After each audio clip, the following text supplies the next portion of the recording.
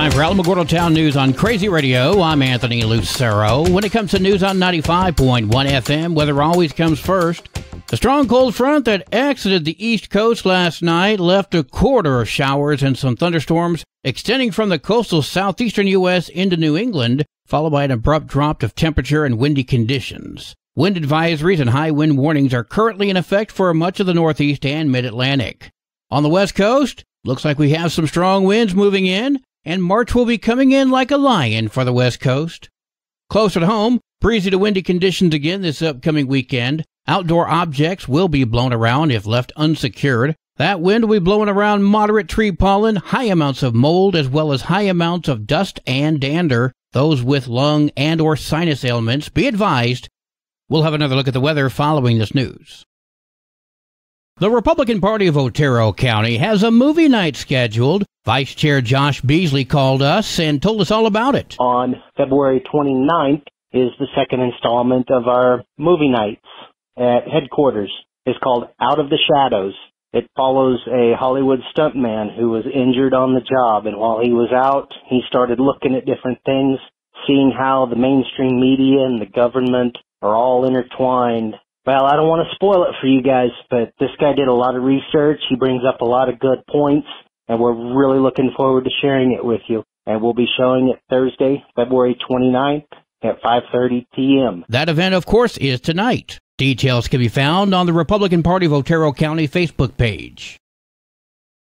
Many Hands Alamogordo has a very special hike and workday scheduled. Courtney McCrary Squires told me what to expect. So this coming week, we actually have a work day, a community planting day, in combination with a community foraging hike.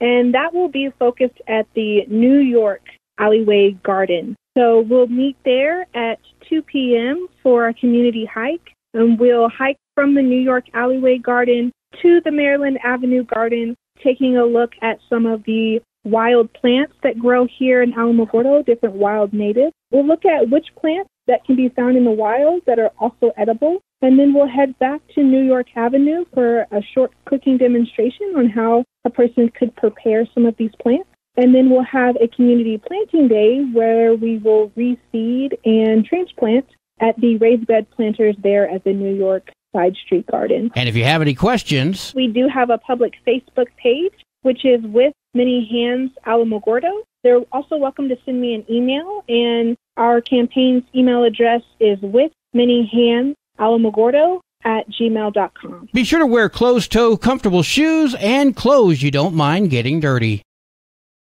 Love Inc. is offering free tax filing. The BETA tax preparation program, that's the volunteer income tax program, and we are in full force with that. We've had people coming every week. That's on Fridays and Saturdays from 10 to 2 at our offices at 1106 Ohio. Susan Payne speaking with Crazy Radio. If you are in need of help preparing your taxes, just know that this is a free service, including e-file, and we also do state taxes for free as well. For more information, call 575-439-4812.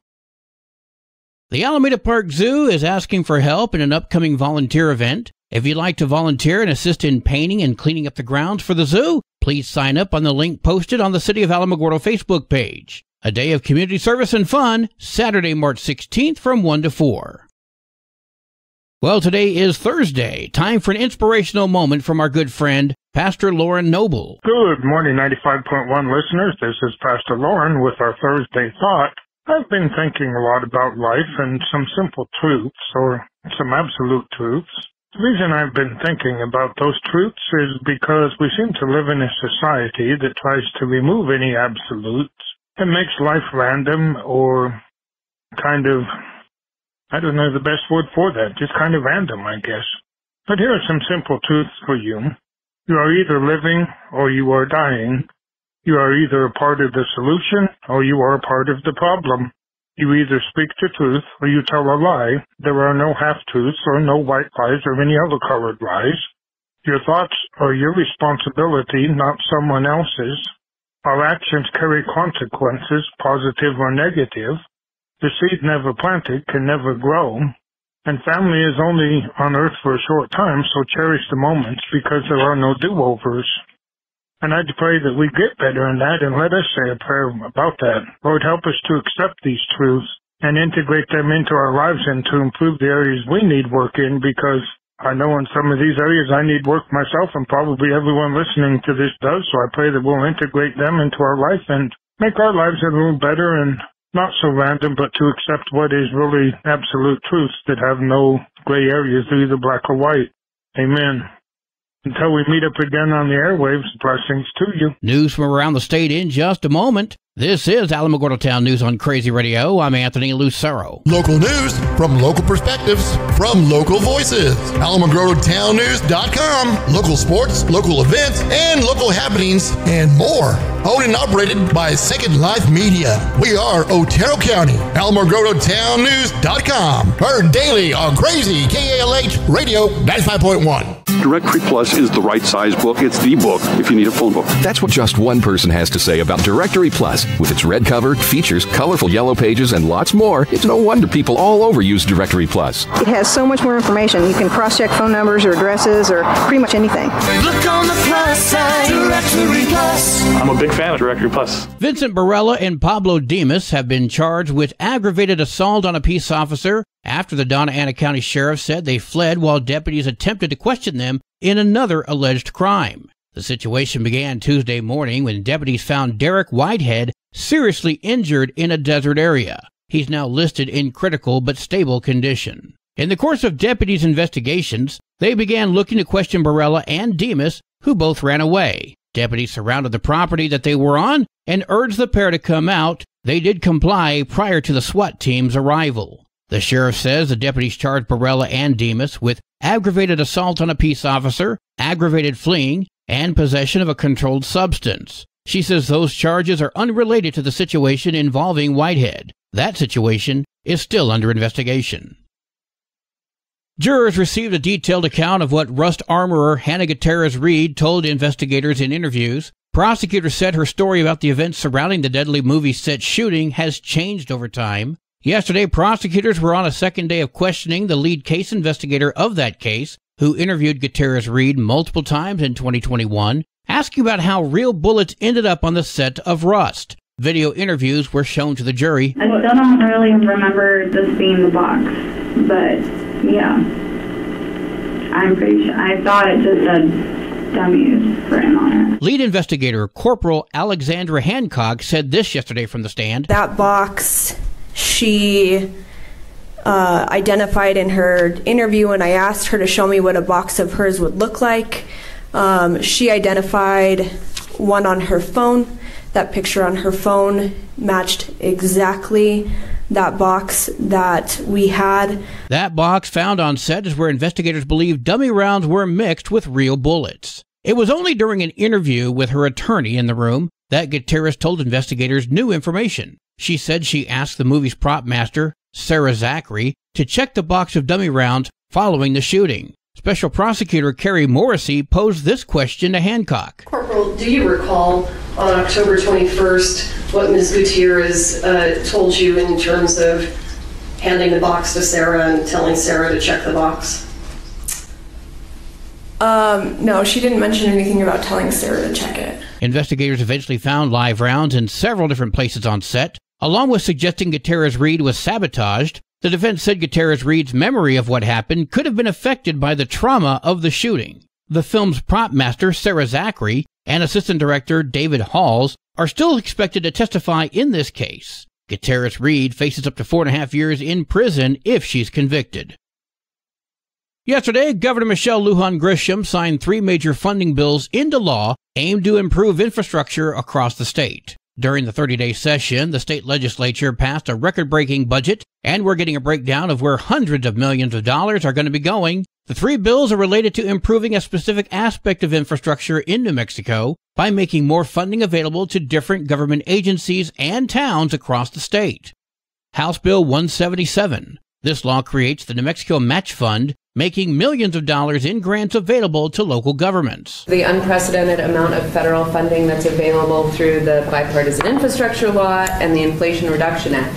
And so 177 really provides our local communities with the funds to be able to secure those dollars and also help with the administration and compliance for federal grants. State Representative Meredith Dixon. House Bill 177, the matching fund, is now here by law. House Bill 195 sets aside more than $100 million to build more housing in New Mexico. Sponsors of the bill pointed out that there is a 40,000 home deficit in this state, and that deficit's only going to grow as more people move to the land of enchantment.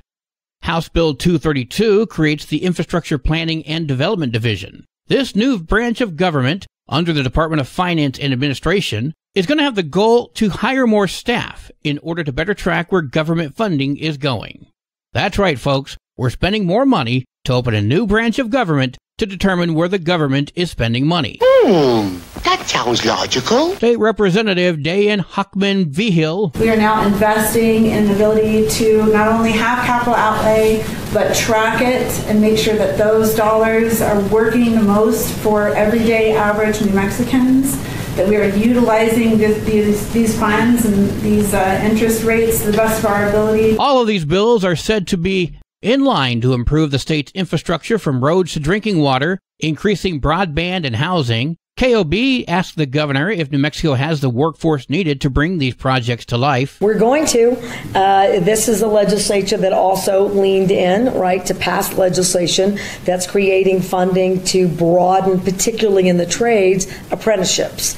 No wrong door. We're putting money into career technical education. Again, we're creating, I'll use the word incentives, not mandates, to make sure that our public school system is aligned. And in this new legislation for apprenticeships, we're talking about getting young people as young as 16 sort of into this training program. The laws went into effect immediately. MLG still has quite a few bills to sign before the March 20th deadline.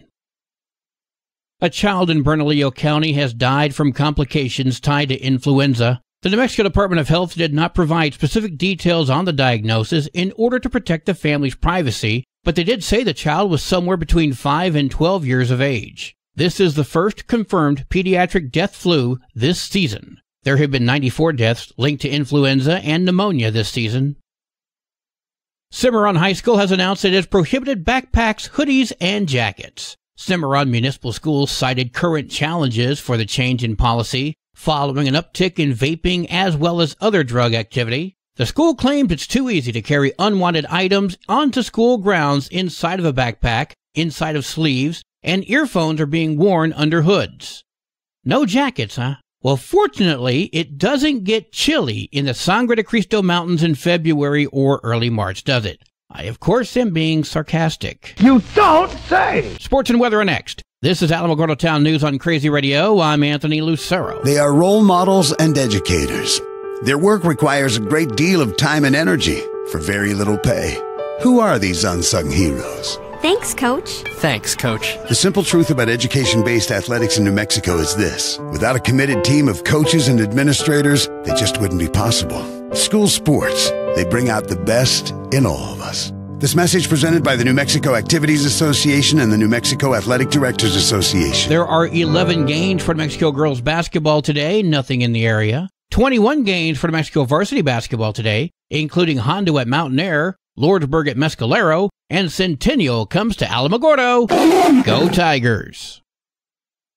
Your Crazy Radio spot on weather forecast for the Tularosa Basin today calls for partly sunny skies with a 40% chance of showers. Tonight mostly clear, sunny and warmer tomorrow. Your high today in the basin 56, low tonight of 39, high tomorrow 66 degrees. In Cloudcroft, partly sunny skies with a 30% chance for snow. New snow accumulation less than a half-inch expected. Winds will be gusting as high as 23 miles per hour. Mostly clear skies tonight, sunny and warmer tomorrow. Winds gusting as high as 23. Your high today in Cloudcroft, 39. Low tonight of 28. High tomorrow, 47 degrees. Local breaking news can be found on our website, alamogordotownnews.com, and learn more about Crazy Radio by visiting kalhradio.org. Also, check out the Crazy KALH Radio YouTube channel. That's where we post our daily newscasts, complete interviews, and other information which concerns everyone in the Tularosa Basin. Be sure to give this video a like and subscribe to our channel if you've not done so already. That way you too can remain informed of the goings-on in the Tularosa Basin.